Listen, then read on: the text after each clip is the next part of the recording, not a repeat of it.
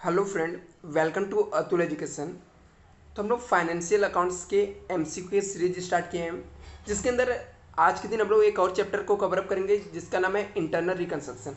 आप कोई भी एग्जाम दे रहे हो, यदि आपका एमसीक्यू क्वेश्चन आने वाले एग्जाम में, तो ये वीडियो आपके लिए मोस्ट इंपॉर्टेंट है।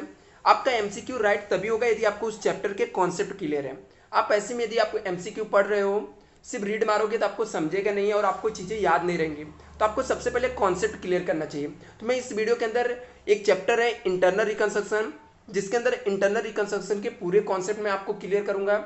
इसके बाद इसके जो ऑब्जेक्टिव क्वेश्चन रहेंगे उसके ऊपर मैं आपको वीडियो यहाँ पे अपलोड करूंगा। फ्रेंड, वीडियो पसंद आएगा तो वीडियो को आप लोग लाइक करना है, और इस चैनल पर यदि आप लोग पहली बार आए हो तो चैनल को सब्सक्राइब करके रखना। चलो स्टार्ट करते हैं फ्रेंड। सबसे फर्स्ट हम लोग देखते हैं यहाँ पे इंटरनल रिकंस्ट्रक्शन का मतलब क्या होता है। यदि मैं सिंपल लैंग्वेज में आपको समझाऊं तो यदि कोई कंपनी है, ठीक है, कंपनी लॉस मेकिंग है, कई सालों से कंपनी लॉस में जा रही है, न तो उसने अपने असेट्स को प्रॉपर लिखा, न तो असेट्स में डेप्रिसिएशन चार्ज किया है। कंपनी का जो भी लॉस होता है सब पीएनएल असेट साइड में शो कर रही है। जो प्रिलिमिनरी एक्सपेंसेस होते हैं, जो मिसलेनियस एक्सपेंसेस होते हैं, ऐसे एक्सपेंस को कंपनी ने असेट साइड में असेट्स के नाम पे शो कर रही है। और कई सालों से न तो इंटरेस्ट पेमेंट की है, न डिविडेंड पेमेंट की है। तो ऐसी कंपनी को ग्राफ हमेशा नीचे की तरफ गिरते रहता है, न तो कोई इस कंपनी में इन्वेस्टमेंट करता है। तो एक कंपनी यदि इसके अंदर कुछ भी रिकंस्ट्रक्शन नहीं करेगी, अपने आप को इंप्रूवमेंट नहीं करेगी, तो अल्टीमेट एक दिन कंपनी क्या हो जाएगी, बंद हो जाएगी। तो कंपनी के पास एक ऑप्शन रहता है, या तो कंपनी लिक्विडेट कर दे, कंपनी बंद कर दे, या अदरवाइज कंपनी अपने आप को रिकंस्ट्रक्शन करे। रिकंस्ट्रक्शन मीन्स क्या, अपने आप को इंप्रूवमेंट करे, जो चीज़ें गलत है उसको सही करने के लिए। तो यहाँ पे देखो इंटरनीट क्यों है, इंटरनल रिकंस्ट्रक्शन की जरूरत क्यों पड़ी, क्योंकि final account not a true and fair. जो भी फाइनल अकाउंट से लोग बनाए रहते हैं, जो भी लोग के बैलेंस शीट रहते हैं, प्रॉफिट एंड लॉस रहते हैं, बैलेंस शीट या प्रॉफिट एंड लॉस कुछ भी प्रॉपर नहीं रहता है, प्रॉपर वे में नहीं शो करते हैं। तो ऐसे में एक कंपनी को इंटरनल रिकंस्ट्रक्शन करना जरूरी होता है। तो अभी यहाँ पे second, assets of the balance sheet side many, बहुत सारे इंटेंजिबल असेट्स हो गए, फिक्टिशियस असेट्स हो गए, जैसे गुडविल हो गया, प्रिलिमिनरी एक्सपेंसेस हो गया, या profit and loss debit balance हो गया। ये सब आइटम को ये लोग असेट्स शो करते हैं। एक्चुअली में ये सब एक्सपेंसेस है जिसको राइट अप करना रहता है, राइट अप करके प्रॉफिट एंड लॉस के डेबिट साइड शो करना चाहिए। बट कंपनी ये सब क्या करती है, शो करती है। इसलिए कंपनी का ग्राफ नीचे गिरते जाता है, कंपनी को इंटरनल रिकंस्ट्रक्शन करना पड़ता है। लाइबिलिटीज में लोन हो गया, ड्यूज हो गया, many not repaid through the over the duty का इंटरेस्ट एरियस हो गए, जो भी लोन हो गए, लाइबिलिटीज हो गए, ये लोग रीपेमेंट नहीं करते हैं। जिसका डेट आ गया रहता है पेमेंट का, फिर भी नहीं पेमेंट करते, इंटरेस्ट बाकी रहता है डिबेंचर का। इसके बाद शेयर होल्डर्स के बहुत सारे ऐसे पैसे बाकी रहते हैं, तो ये सब पेमेंट नहीं करते, तो इनको पेमेंट करना चाहिए। तो नहीं कर पाते, तो इसके लिए लोग रिकंस्ट्रक्शन के लिए जाते हैं। अभी कैपिटल, ये लोग कोई कैपिटल भी हाईएस्ट शो करता है। सिंपल सी बात है, जब असेट्स इनका कम है फिर भी ये लोग ज्यादा शो कर रहे हैं, तो ये लोग का कैपिटल भी यहाँ पे ज्यादा ही शो कर रहा है। असेट्स में से लायबिलिटी माइनस करने के बाद जो भी कैपिटल इन लोग का है, या जो भी शेयर कैपिटल ये लोग शो कर रहे हैं, वो क्या रहता है, हाईएस्ट शो करता है। तो कंपनी अपने आप को रिकंस्ट्रक्शन कर सकती है। रिकंस्ट्रक्शन करने का दो तरीका है, या तो इंटरनल रिकंस्ट्रक्शन कर ले या external reconstruction. Internal reconstruction means क्या, कंपनी अंदर से सिर्फ अपने बैलेंस शीट के जो भी फाइनेंशियल स्टेटमेंट है, बैलेंस शीट उसको चेंजेस कर दे, असेट्स को राइट वैल्यू पे ला दे, जो भी प्रिलिमिनरी मिसलेनियस फिक्टिशियस असेट्स है उसको कैंसिल कर दे, तो उसको हम लोग इंटरनल रिकंस्ट्रक्शन बोलते हैं। कंपनी के नाम में कुछ भी चेंजेस नहीं होता है, कोई कंपनी बंद नहीं होती है। अदरवाइज कंपनी एक्सटर्नल रिकंस्ट्रक्शन के लिए जा सकती है, अमालगमेशन कर लेने का, किसी और के साथ मिल जाने का, या क्या करने का, एक कंपनी को बंद करके दूसरी कंपनी फॉर्म करने का, एक कंपनी बंद हो गई एक नई कंपनी फॉर्म करके उसके नाम से चलाने का, सब चीजें चेंज कर देने का, या कोई कंपनी टेक ओवर कर ले, ये सब एक्सटर्नल रिकंस्ट्रक्शन में आता है। तो हम लोग डिस्टिंग्विश देख लेते हैं, जिसमें से आपको ऑब्जेक्टिव क्वेश्चन आने के चांसेस बहुत ही ज्यादा है। अभी देखो इंटरनल रिकंस्ट्रक्शन के अंदर क्या है, कंपनी इज नॉट लिक्विडेटेड। यहाँ पे कोई भी कंपनी लिक्विडेट नहीं हो रही, यहाँ पे कोई भी कंपनी आपकी बंद नहीं हो रही है, यहाँ पे कोई भी कंपनी आपकी लिक्विडेट नहीं हो रही है, यहाँ पे company is the liquidated. External reconstruction में कंपनी क्या हो रही है, लिक्विडेट हो रही है, कंपनी क्या हो रही है, बंद हो रही है। यहाँ पे कंपनी क्या हो रही है, लिक्विडेट हो रही है। लेकिन इंटरनल रिकंस्ट्रक्शन में नॉट लिक्विडेटेड, यहाँ पे कोई भी कंपनी आपकी बंद नहीं हो रही है। Right of the share holder creditor are altered, altered means change करना। जैसे यहाँ पे पहले 10% डिविडेंड मिलता था, अभी उसको 8% कर देने का, हम लोग को क्रेडिटर को कुछ का अमाउंट चेंज कर देने का, इनके कुछ राइट्स इंटरेस्ट पहले 8% थे उसको 6% कर देने का। तो यहाँ पे अल्टर होता है किसके, इंटरनल रिकंस्ट्रक्शन में। यहाँ पे जो राइट्स रहता है शेयर होल्डर और क्रेडिटर्स के अल्टर्ड किए जाते हैं, बट एक्सटर्नल रिकंस्ट्रक्शन में ऐसा नहीं होता है। A new company form to take over the business of the liquidated company, यहाँ पे डायरेक्टली एक नया कंपनी बन जाता है। यहाँ पे क्या होता है, एक न्यू कंपनी फॉर्म किया जाता है बिजनेस लेकर, किसके, लिक्विडेटेड कंपनी का बिजनेस लेकर एक न्यू कंपनी फॉर्म किया जाता है। रिडक्शन ऑफ कैपिटल और लाइबिलिटीज, यहाँ पे कैपिटल लाइबिलिटीज को क्या किया जाता है, रिड्यूस किया जाता है, बट यहाँ पे कुछ भी नहीं किया जाता है। क्यों रिड्यूस किया जाता है, क्योंकि कंपनी लॉस मेकिंग रहता है, तो यहाँ पे अपने को एडजस्ट करने के लिए, न्यू बैलेंस शीट बनाने के लिए रिड्यूस किया जाता है, बट यहाँ पे ऐसा कुछ भी नहीं किया जाता है।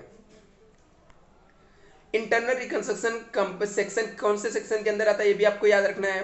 तो इंटरनल रिकंस्ट्रक्शन जो आपको है section 66 of the company act 2013 में आता है, जो कि विद द इफेक्ट कब से है, 15/12/2016 से इफेक्ट में है।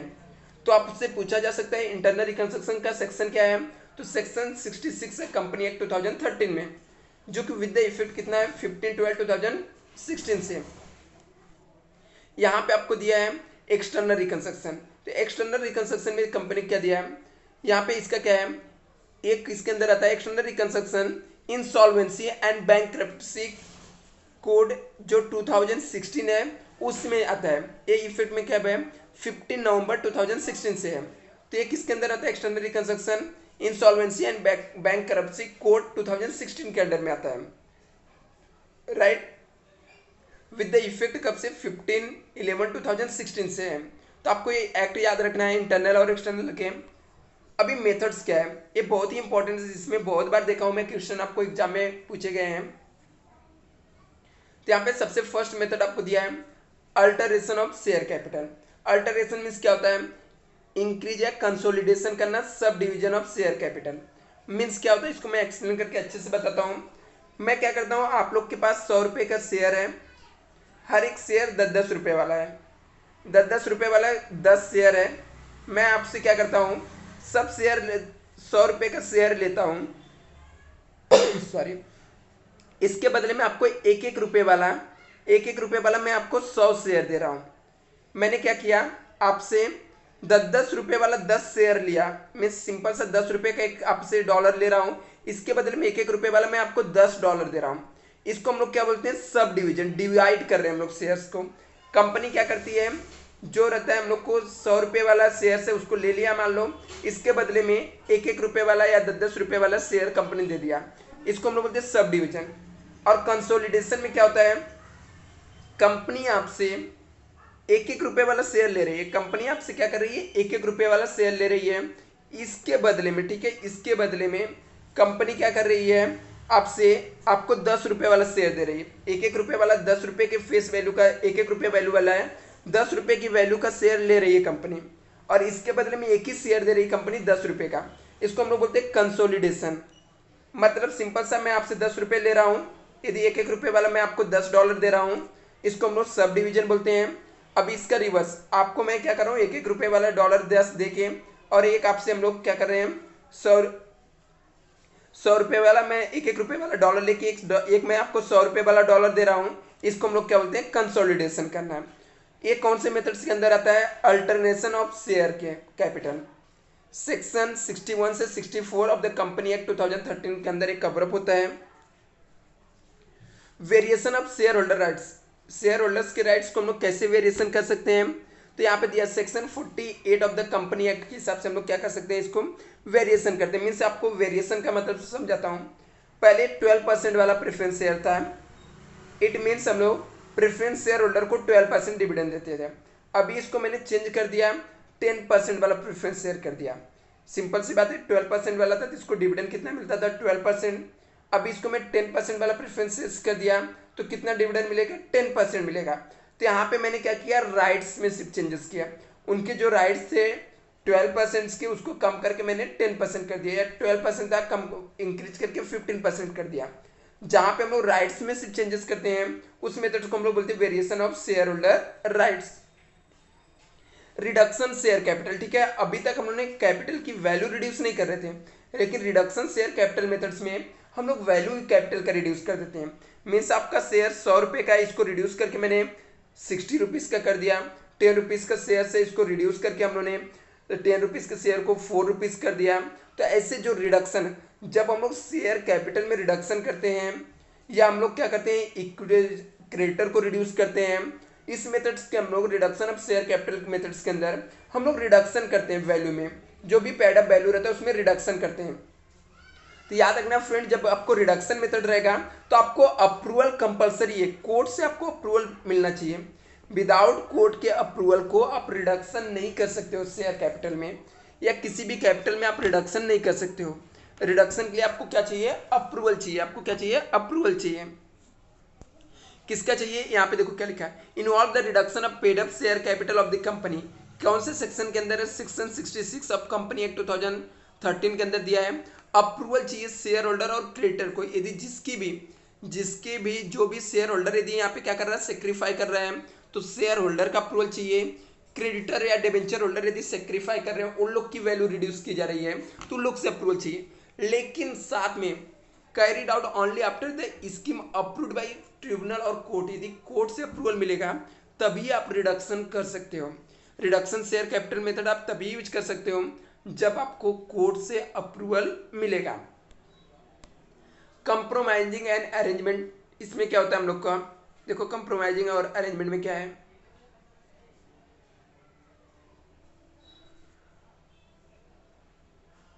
कंप्रोमाइजिंग अरेंजमेंट में क्या दिया, विद द क्रेडिटर और share holder of the company had the follow the provision section 230 and 232 company act में।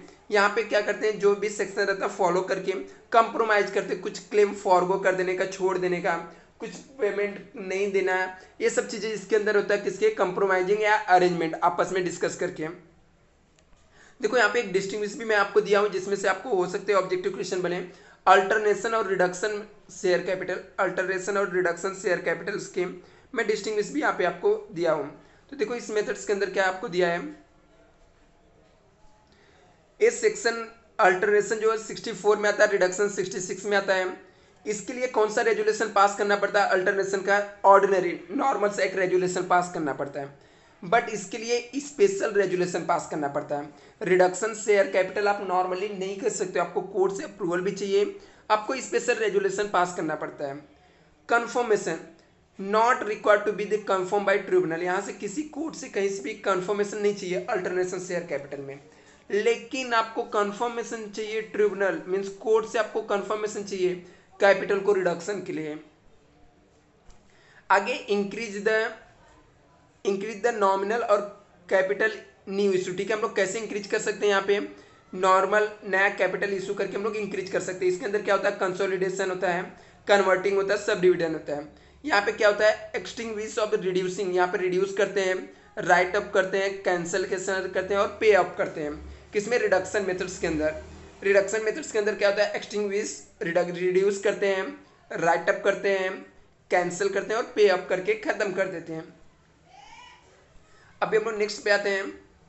सरेंडर ऑफ शेयर मीन्स क्या होता है, ये भी आपको पता रहना चाहिए। सरेंडर मीन्स क्या होता है, जब शेयर होल्डर शेयर्स को क्या करता है, कंपनी को पास सरेंडर कर देता है, दे देता है, तो उसे हम लोग क्या बोलते हैं, सरेंडर ऑफ शेयर बोलते हैं। Giving of position of share to the company by the share holder, share holder ने अपना पोजीशन किसको दे दिया, कंपनी को दे दिया, तो इसको हम लोग क्या बोलते हैं, सरेंडर ऑफ शेयर बोलते हैं। Surrender of fully paid up share amount to be reduce the share capital, क्या होता है, जब सरेंडर करते हैं fully paid up share, reduce होता है शेयर कैपिटल्स के अमाउंट्स क्या होते हैं, रिड्यूस होते हैं। सरेंडर शेयर कैन बी री इशू, जो सरेंडर किया हुआ शेयर है वो कैन बी री इशू किया जा सकता है, वापस से मार्केट में री इशू किया जा सकता है to new share holder, debenture holder, किसी को। तो आपसे पूछ सकता है कि जो सरेंडर किया हुआ शेयर है क्या वो री इशू किया जा सकता है, क्या, ऑफकोर्स किया जा सकता है, ठीक है, उसको हम लोग री इशू कर सकते हैं। यहाँ पे दिया है उसको कैसे अकाउंटिंग होता है अल्टरनेशन में, तो देखो अल्टरनेशन में क्या होता है, इंक्रीज, कंसोलिडेशन, सब डिवीजन होता है शेयर कैपिटल का। Changes only face value and number of share, amount में कोई भी चेंजेस नहीं होता है, ये इंपॉर्टेंट लाइन आप याद रखना है। चेंजेस होता है ओनली किसमें, फेस वैल्यू में। मैं आपसे 1-1 रुपये वाला फेस वैल्यू का शेयर ले रहा हूँ, आपको इसके बदले में 10 रुपये के फेस वैल्यू का शेयर दे रहा हूँ, सिर्फ फेस वैल्यू में चेंजेस हो रहा है, लेकिन 1-1 रुपये वाला मैं आपसे 10 शेयर ले रहा हूँ, तो नंबर ऑफ शेयर 10 है, आपको एक ही शेयर में 10 रुपये वाला दे रहा हूँ, तो नंबर में चेंज हो रहा है, फेस वैल्यू में चेंजेस है, बट आपको कैपिटल में कोई भी चेंजेस नहीं है।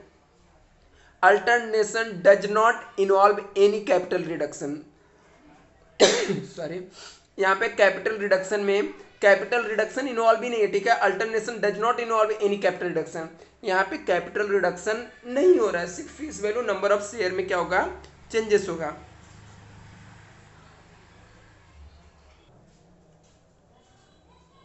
वेरिएशन ऑफ राइट्स में क्या होता है, change in the rate of preference dividend, जो डिविडेंड हम लोग का पेमेंट रहता है उसके रेट में चेंज होता है। In future the conversion of cumulative preference share into non cumulative preference share, हम लोग कम्युलेटिव प्रेफरेंस शेयर को कन्वर्ट करके कम्युलेटिव प्रेफरेंस शेयर में कर दिए, नॉन कम्युलेटिव प्रेफरेंस शेयर में, तो यहाँ पे हम लोग सिर्फ राइट्स चेंज कर रहे हैं, किसमें, राइट वाले में, वेरिएशन ऑफ राइट्स वाले में। यहाँ पे भी आपको दिया है, देखो यहाँ पे क्या है, मेंशन किया है, विदाउट चेंजिंग, ठीक है, यहाँ पे आपको लिखा है without any changes in the amount of capital. Variation method में भी, राइट्स वेरिएशन मेथड में भी आपके अमाउंट में कोई भी चेंजेस नहीं आता है। अभी हम लोग आते हैं नेक्स्ट पे, आ जाते हैं capital reduction methods. Capital reduction involve the reduction in paid up value of share capital, ठीक है, पेड अप वैल्यू जो शेयर कैपिटल के है उसके वैल्यू में रिडक्शन होता है, ठीक है। कैपिटल रिडक्शन मेथड्स में क्या होता है, capital reduction involve the reduction in the paid up value of shares capital, ठीक है, पेड अप वैल्यू जो शेयर कैपिटल्स के रहते हैं उसके पेड अप वैल्यू में हम लोग रिडक्शन करते हैं। यहाँ पे देखो क्या लिखा है, ये इसके बारे में मैंने वहाँ पे भी आपको बताया, यदि सेक्रीफाई कौन कर रहा है, यहाँ पे आपको दिया है sacrifice by the share holder creditor transfer new accounts, जो भी ये लोग सेक्रीफाई करते हैं, जैसे 100 रुपये का शेयर था, ये लोग को रिड्यूस करके हम लोगों ने 60 पे कर दिया, तो ये लोग ने कितने का सेक्रीफाई किया, 40 रुपीज़ का। ये जो 40 रुपीज़ का सेक्रीफाई किया, इसको हम लोग जिस अकाउंट में ट्रांसफर करते हैं उसका नाम है कैपिटल रिडक्शन अकाउंट्स में। तो आप लोगों ने प्रैक्टिकल सम किया रहेगा तो आपको पता रहेगा, इसको हम लोग कहाँ पे ट्रांसफर करते हैं, कैपिटल रिडक्शन में। क्रेडिटर को मुझे 6000 पेमेंट करना था, उसने 1000 सेक्रीफाई कर दिया, तो कहाँ पे ट्रांसफर करेंगे, कैपिटल रिडक्शन अकाउंट्स में। तो ये दिया sacrifice by the share holder creditor transfer to new accounts call the capital reduction accounts. Uses of, जो कैपिटल रिडक्शन में अमाउंट्स आता है लोगों को सेक्रीफाई करने के बाद या कैपिटल रिडक्शन होने के बाद, वो अमाउंट्स को हम लोग कहाँ पे यूटिलाइज करते हैं, किस काम के लिए यूटिलाइज करते हैं, तो credit balance of capital reduction is utilize in write off intangible assets, write down the value of assets and providing the liabilities. Means जो भी हम लोग को कैपिटल रिडक्शन में बैलेंस आता है लोगों को सेक्रीफाई करने के बाद, शेयर्स की वैल्यू रिड्यूस होने के बाद, ये सब हम लोग को अमाउंट्स को हम लोग यूज करते हैं जो भी इंटेंजिबल और फिक्टिशियस एसेट्स रहते हैं, चाहे प्रॉफिट एंड लॉस हो गया, प्रिलिमिनरी एक्सपेंसेस हो गया, मिसलेनियस एक्सपेंसेस हो गया, गुडविल हो गया, कॉपीराइट्स हो गया, ये सबको राइटअप करने के लिए, और शेयर को और जो फिक्स एसेट्स रहते हैं उसको राइट वैल्यू पे लाने के लिए, और लाइबिलिटीज को पेमेंट करने के लिए, जो भी इंटरेस्ट बाकी रहता है, जो भी हम लोग को पेमेंट करना रहता है, ये सब करने में हम लोग इसे क्या करते हैं, यूज करते हैं। एनी बैलेंस स्टिल, यदि इसके बाद भी करने के बाद यदि आपके पास कुछ कैपिटल रिडक्शन में बैलेंस बच रहा है तो उसको हम लोग एक अकाउंट में ट्रांसफर करते हैं जिसका नाम रहता है कैपिटल रिजर्व में। आपको ये चीज़ें प्रॉपर याद रखना पड़ेगा। Any balance still remaining in the capital reduction accounts it transfer to capital reserve accounts. कहाँ पे हम लोग ट्रांसफर करेंगे, कैपिटल रिजर्व अकाउंट में ट्रांसफर करेंगे। असेट्स, यदि अभी देखो जनरल एंट्री, हो सकता है आपको एग्जाम में कुछ जनरल एंट्री पूछ लिया जाए, तो आपको जनरल एंट्री के बेसिक में ट्रिक्स बता दे रहा हूँ। असेट्स यदि इंक्रीज हो रहा है, मान लेते मेरे पास बिल्डिंग कितने का था, 50K का था, अभी बढ़ के 6K, 5K का था, अभी 6K का हो गया, मेरे एसेट्स की वैल्यू बढ़ गई, ठीक है। मान लेता हूँ एसेट्स में मेरे पास बिल्डिंग है, बिल्डिंग की वैल्यू बढ़ गई, किसकी, बिल्डिंग की वैल्यू यदि बढ़ रही है, यहाँ पे बिल्डिंग मेरे पास कितने का था, 5K का था, अभी इसकी वैल्यू 6K हो गई। तो हम लोग को क्या करना है, कैसे एंट्री पास करना है, आपको बिल्डिंग अकाउंट्स को डेबिट कर देना है, टू क्रेडिट करना है, हमारे एसेट्स की वैल्यू बढ़ रही है, मेरे एसेट्स की वैल्यू बढ़ रही है तो हमारे लिए प्रॉफिट है। इस चैप्टर में कोई भी प्रॉफिट होता है तो कैपिटल रिडक्शन अकाउंट्स को क्रेडिट करते हैं, तो एंट्री बन जाएगा building accounts debit to capital reduction accounts. यदि मेरे एसेट्स की वैल्यू बढ़ रही है, मशीन की वैल्यू बढ़ रही है, तो machinery account debit to capital reduction accounts. इस तरीके से आपको किसी भी एसेट्स की वैल्यू यदि आपकी बढ़ रही है तो एसेट्स को डेबिट कर देना है, कैपिटल रिडक्शन अकाउंट्स को क्रेडिट कर देना है। सेकेंड है डिक्रीज, एसेट्स डिक्रीज है, ठीक है, एसेट्स की वैल्यू डिक्रीज हो रही है। यदि एसेट्स की वैल्यू कम हो रही है तो एसेट्स पहले से डेबिट होता है। मान लेते हैं अभी हम लोग मशीन लेते हैं, मशीन की वैल्यू 10,000 थी, अभी उसकी वैल्यू 8,000 हो गई। ये 10 के था अभी 8 के हो गई। मेरे एसेट्स की वैल्यू कम हो रही है, मशीन था कितने का 10K का, अभी कितने का हो गया 8K का हो गया। वैल्यू एसेट्स की कम हो रही है ना, एसेट्स पहले से डेबिट होता है, डेबिट चीज को रिड्यूस करने के लिए उसे क्रेडिट करने का, तो हम लोग मशीनरी अकाउंट्स को क्रेडिट कर देंगे। अभी मेरे एसेट्स की वैल्यू कम हो रही थी, हमारे लिए लॉस है, कोई भी लॉस हुआ तो कैपिटल रिडक्शन को डेबिट करने का एंट्री बन जाएगा capital reduction account debit to machinery account, ठीक है। हम लोग क्या कर देंगे capital reduction account debit to machinery accounts, ये हम लोग का एंट्री बन जाएगा एसेट्स डिक्रीज का। इसके बाद लायबिलिटीज से यदि इंक्रीज हो रहा है तो लायबिलिटीज क्या होता है, पहले से क्रेडिट रहता है, तो क्रेडिट चीज को इंक्रीज करने के लिए उसे और क्रेडिट करना पड़ता है। मान लो क्रेडिटर हम लोग का था 20,000 था, अभी इसको और पेमेंट करना है, मान लेता हूँ 30,000 पेमेंट करना है, तो ऐसे में हम लोग क्या करेंगे क्रेडिटर को क्रेडिट कर देंगे। और हमारे लिए लॉस हो रहा है ना, तो लॉस हुआ तो कैपिटल रिडक्शन अकाउंट्स को डेबिट कर देंगे। यदि मेरी लायबिलिटीज की वैल्यू रिड्यूस हो रही है, इंक्रीज हो रही है, तो कैपिटल रिडक्शन अकाउंट डेबिट हो जाएगा, कैपिटल रिडक्शन अकाउंट डेबिट हो जाएगा, और जो भी लायबिलिटीज रहेगा उसे हम लोग क्या कर देंगे क्रेडिट कर देंगे। अभी यहाँ पे दिया है लायबिलिटीज की वैल्यू डिक्रीज हो रही है, अभी लायबिलिटीज की वैल्यू डिक्रीज हो रही है, तो सिंपल सी बात है हमारे लिए प्रॉफिटेबल है, तो लायबिलिटीज पहले से क्रेडिट रहता है, क्रेडिट चीज को रिड्यूस करने के लिए। मान लो क्रेडिटर्स की वैल्यू रिड्यूस हो रही है, तो क्रेडिटर अकाउंट्स हम लोग क्या कर देंगे डेबिट कर देंगे, और कैपिटल रिडक्शन अकाउंट्स को हम लोग क्या कर देंगे क्रेडिट कर देंगे। क्रेडिटर अकाउंट डेबिट हो जाएगा, कैपिटल रिडक्शन अकाउंट्स क्या हो जाएगा क्रेडिट हो जाएगा। तो इस तरीके से आप एंट्री पास कर सकते हो। अनरिकॉर्डेड एसेट्स बेचें या हम लोग को ऐसे कोई भी एसेट्स रहेगा उसके बारे में भी मैं आपको बता देता हूँ। कंसोलिडेशन के यहाँ पे देखो मैं एंट्री लिख के रखा हूँ, आपको यदि एग्जाम में पूछा तो मान लेते हैं हम लोग 500 क्या 1 रुपीज़ वाले शेयर लिए, तो मेरे पास 500 अमाउंट्स के आएंगे शेयर, मैं 50 शेयर 10-10 रुपये वाला दे दिया, अमाउंट कितने का 500 का।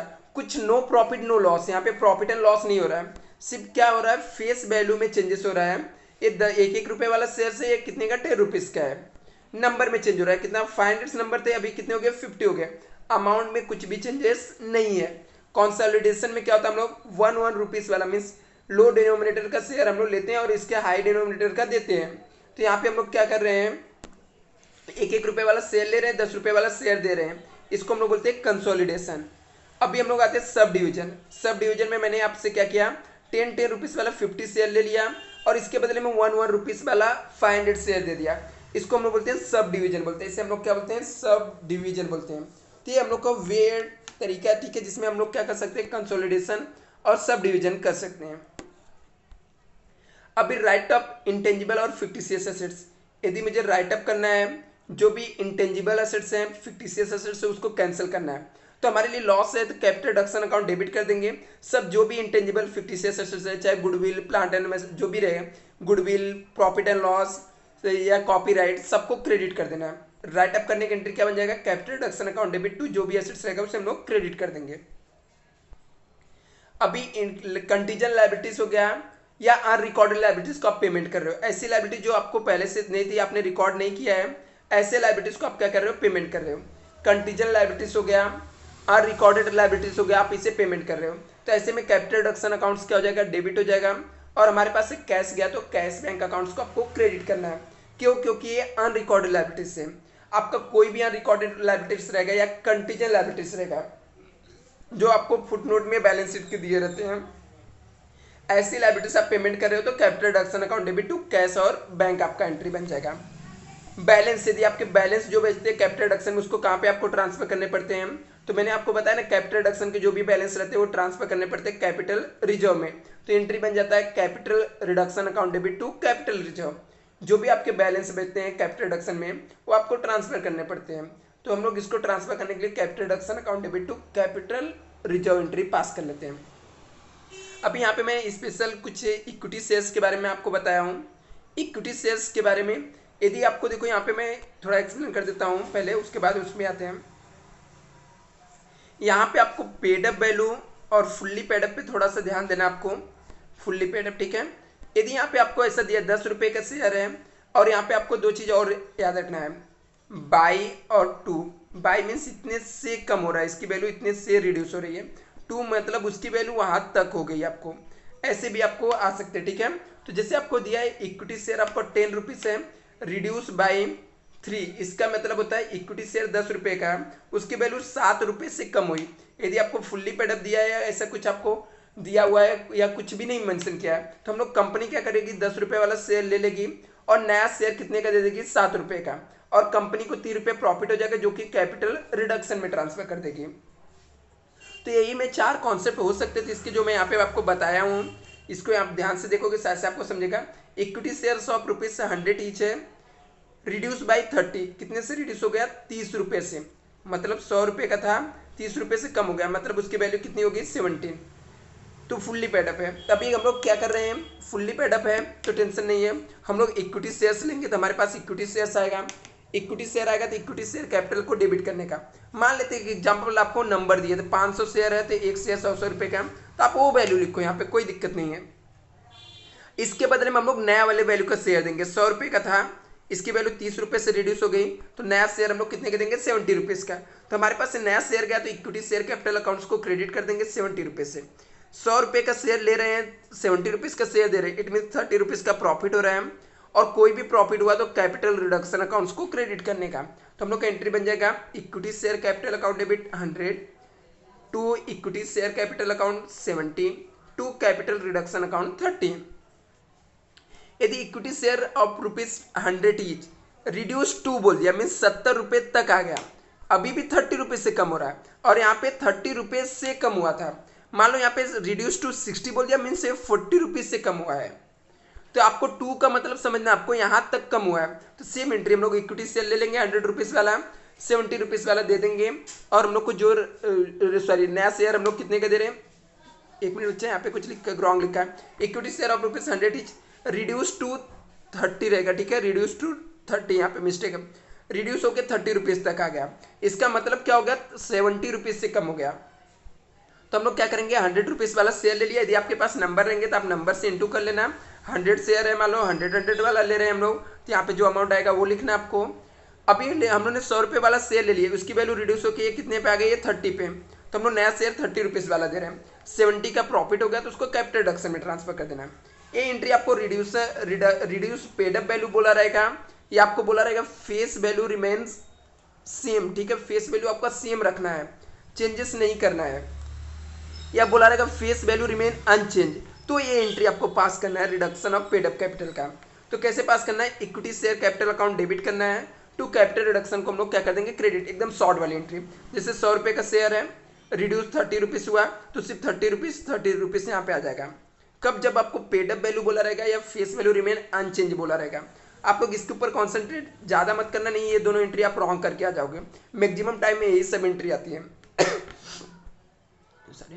और आगे आते हम लोग एनी एक्सपेंसेस, कोई यदि अपने एक्सपेंस पेमेंट किया तो कैपिटल रिडक्शन अकाउंट्स को हम लोग डेबिट करते हैं, और कैश बैंक को क्या कर देंगे, क्रेडिट कर देंगे।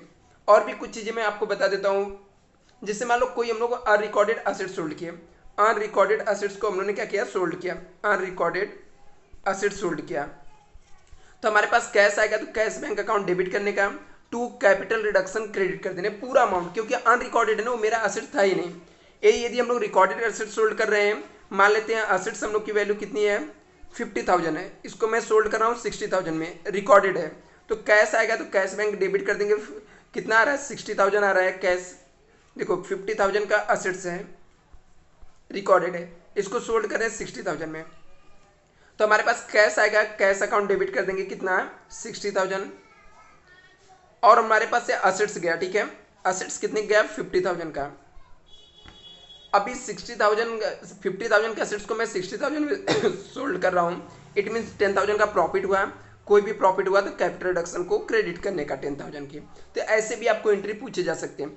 नेक्स्ट वीडियो में आपको बताऊंगा फ्रेंड कौन कौन से ऑब्जेक्टिव क्वेश्चन है, कैसे ऑब्जेक्टिव क्वेश्चन बनते हैं। तो फ्रेंड यदि आपको ये वीडियो पसंद आएगा तो लाइक करना, लाइक शेयर एंड सब्सक्राइब करना। Thank you so much.